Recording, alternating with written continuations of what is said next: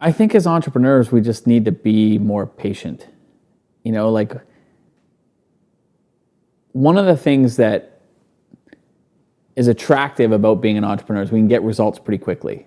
Like we put out a Facebook ad that drives people to a landing page, and all of a sudden we start building our audience, and then we could send an email to that audience and make an offer, and we can start to see results pretty quickly, right? And we don't need like tens of thousands or thousands, like just a couple hundred people is all you need to be able to see that kind of progress.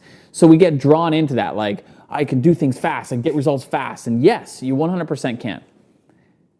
But if all you focus on is just like the quick wins, you're always in a state of like having to come up with new things all the time, and it's like this constant cycle of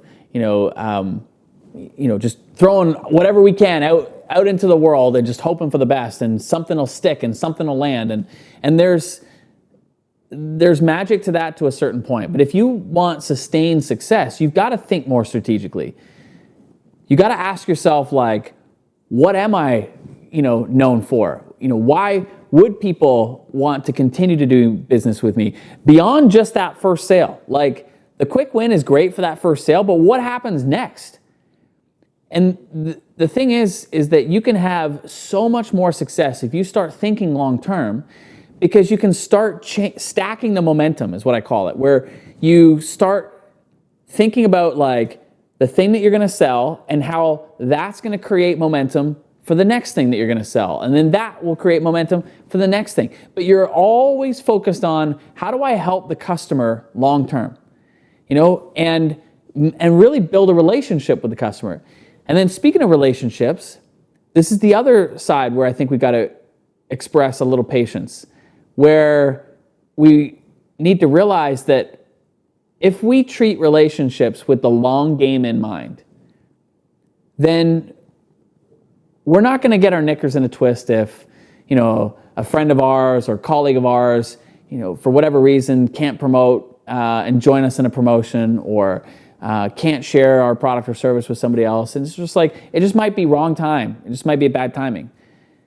Some of our, like, I'll give you an example, like more than a decade ago, I had a business partnership with somebody who, at the time, it was a great partnership, and it worked for, a couple of years.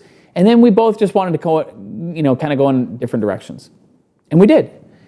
But we stayed in touch. And that relationship later blossomed into him becoming one of our charities, top donors, where he and I have done a lot more business together, with our new businesses.